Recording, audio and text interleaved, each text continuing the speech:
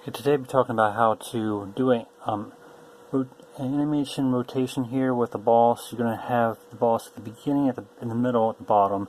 Then he's going to rotate to the very top right, and then he's going to move to the top left. And then he's going to repeat, go to the bottom, top right, and then move to the left. And that's going to keep continuing to happen until you click on the boss and his power is lowered and destroyed. And I'll show you how to customize the health bar as well. So let me show you how this works.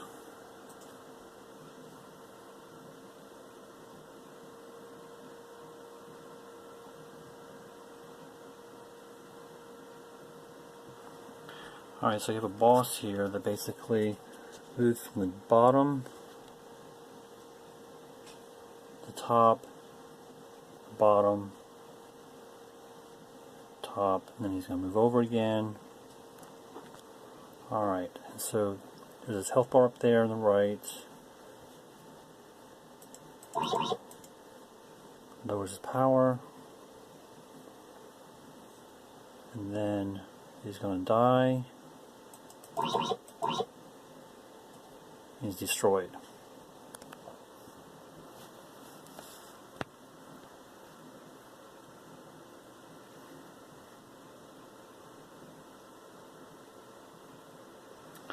Alright, so now let me show you how this works. First I have a very first start, and then I have a place 1. So the very first start, nothing's in there. Nothing happens. It's invisible. It's at depth -2. That's like a placeholder there. And then for the place 1, which is right behind him, it's going to automatically do a create and add event, then go into main 1 and grab over a switch. I'm going to switch self to placeholder 2, so he's not visible either. Then placeholder 2 is going to happen, and then you're going to do a create, and then you're going to do a alarm in the main 2 tab. Drag over alarm, set it to room underscore speed *1 alarm 0.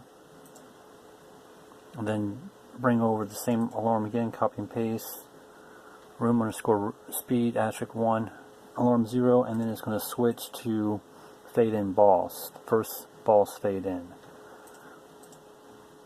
The first boss fade in happens, and you're going to set it, the alarm to 0.5 milliseconds. And then he's going to switch from fade in boss to first boss. So the fade in boss is this animation here that's going to blink in.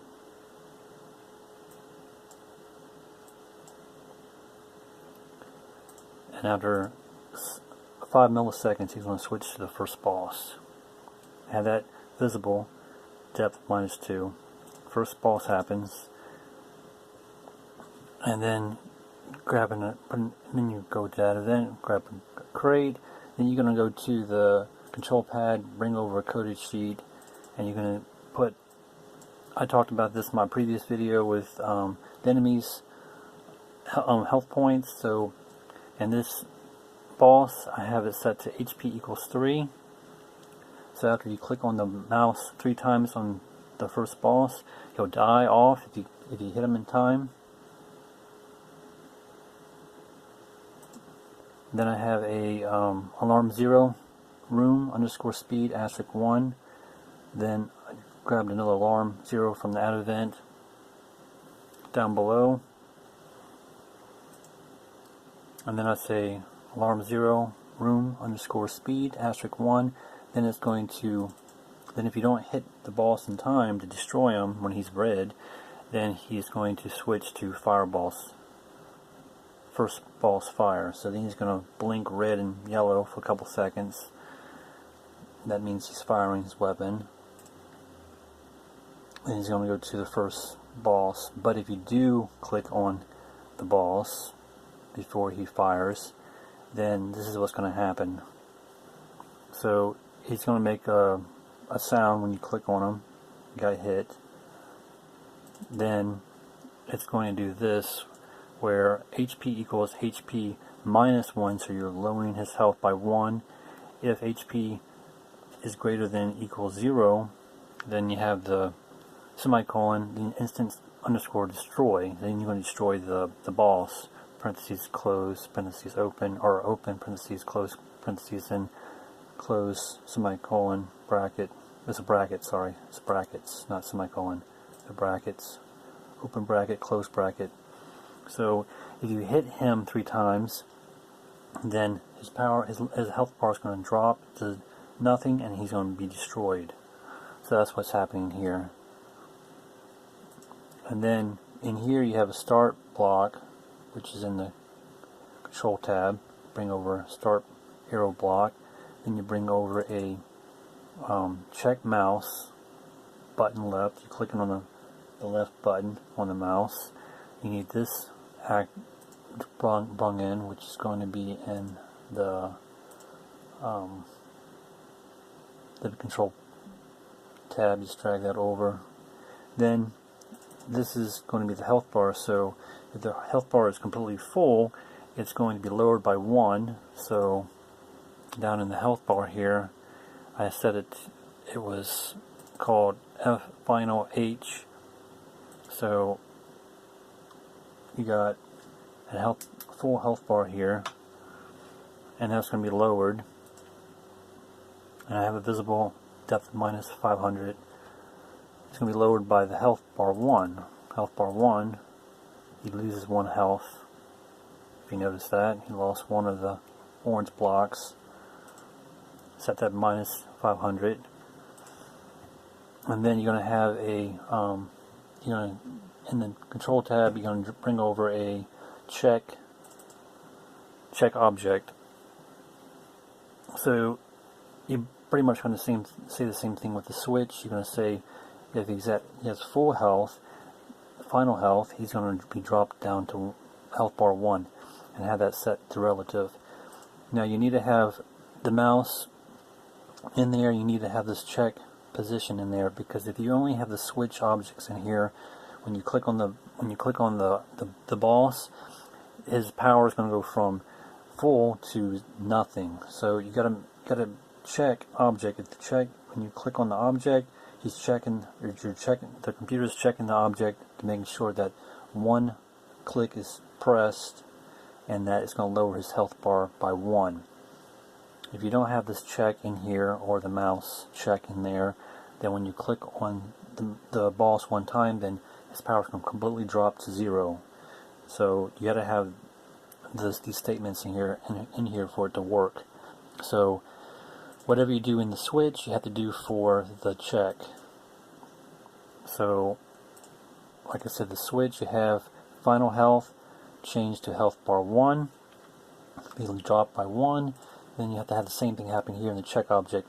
You have the final health, object's health bar 1. So it's the same setup as the switch. You got to have that in there. Then if he gets hit twice, then change the health bar 1, which I stated in the other 2 examples, to health bar 2, and say perform yes. So up here it said final health bar to health bar 1, so you have to continue from there. So from health bar 1, it's going to go to health bar 2, and the same thing happens here with the check, health bar 1 to health bar 2, and set it to relative. And then you're going to do the same thing. The last is going to be health bar 2 to last bar, say to yes. The last bar is when he has basically nothing, he has nothing left, and he's just blinking red and green.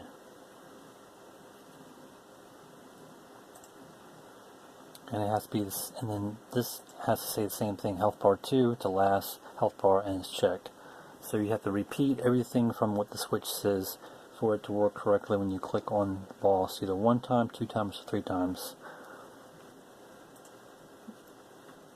And like I said, with health bar 2 and the last, you got health bar 2, which is lowered completely almost to nothing, and then you have the last health bar, which I have it set to room speed *1 second, and then after 1 second it's going to end the game. And this one right here, he's blinking because he has no power left. Okay, so basically after he fades, like I said before, after he faded in, he goes to first boss. After first boss, he's going to go to fire, first boss fire. That's only if you don't, if you click on him one time and he lowers his power, and you don't click on him 2 more times to completely lower his power, then he's going to switch to fire boss. He's going to first boss fire. He's going to fire the weapon if you don't completely kill him off.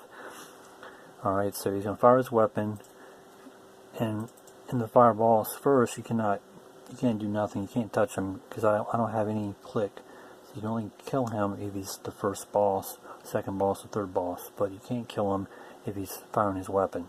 So after a millisecond, 0.1 millisecond, he's going to switch to first boss fade out. Alright, and then the process repeats when you go to fade out. So after the first boss fade out, it's going to go to alarm room underscore speed asterisk 0.5 milliseconds. Then he's going to change from place 2 to place 1, and then it's going to destroy this first boss fade. So placeholder 1 is going to be, I believe, place 2, because so basically after place 2, after place 2 happens, it's going to change this to placeholder 1. So remember, in the place values, nothing happens except for the first one. This one right here, place 1 will happen automatically, but place 2 and 3 won't happen at all. You gotta have something generate first when you first start the game. So place 1 will do something, but the other 2 will not do anything until this fade out happens with the boss. Then the fade out will switch to place 2 to placeholder 1. Okay, so after it fades out, it's going to switch place 2 to placeholder 1, and it's going to destroy this fade out to self. So placeholder 1 happens, it's going to wait 1 second, and then it's going to basically the second phase is going to happen. The second phase is going to happen after 0.5 milliseconds, and then it's going to switch to the second boss. So you're just doing repetition here. You're just copying, mimicking what you did for the first one, for the second and third one. There might be a couple differences, but I'll get into that in a minute. So I'll go to the second boss. Okay. So after the second boss, you have the opportunity to kill him, but if you don't have the opportunity to kill him, and like I said, the same thing happens here. Repeat the process I just talked about with switching from one health bar to the next and checking if you clicked on the mouse or not. So if you don't kill him, he's going to go to second boss fire. Okay. So he's going to fire. He's going to blink and fire his weapon. After 0.1 milliseconds, okay, he's going to go to second fade out. So he's going to fade out, and he's going to turn. Oh, I'm sorry, that's fade in. I'm sorry, he's going to fade out. Sorry. So after he fades out, after 0.5 milliseconds, this is what's going to happen. So it's going to go to placeholder 3 this time. So now placeholder 3, which doesn't do nothing, which is on screen right now and it's invisible, is going to switch to placeholder 3, which is going to do something. Okay, and it's going to also destroy the second fade out. Okay, after that, you're going to have a create an instance. This is what is different about it. Go to main 1, bring over a create an instance. So you're basically going to make the place 2 pop back up, because you want this to repeat. If you don't, if you just have switch place 2 to placeholder 3 and you don't do this create instance, then there's no way that the boss is going to repeat again and again and again. So you got to put this create instance in here, set it to self, and say you want to make place 2 come back. So after you have place 2 switch to placeholder 1, you want place 2 to come back, but like I said, place 2 is invisible, so you're not going to see it, and you want to set it to relative, okay? And that's what's going to make it repeat when you do the create instance. Okay, so if you don't kill him, he's going to switch to placeholder 3, and then it's going to regenerate place 2 again. So then we go to placeholder 3. After 1 second, it's going to go to third fade in boss. Then after third fade in boss, it's going to switch to third boss. So after 0.5 milliseconds, it's going to turn to third boss. Okay, third boss, you have the opportunity to kill him. Same thing happens, check instances here. Same thing applies, he's going to be lowered by 1, HP 1. Everything is repeated here that I talked about in the first boss. Okay, he has the same health up here too, HP's 3. Okay, if you don't kill him after 3 hits, then he's going to switch to third boss fire.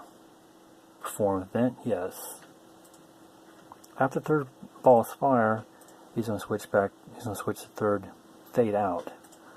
After third fade out, then this is what's going to happen. This is a little bit different here.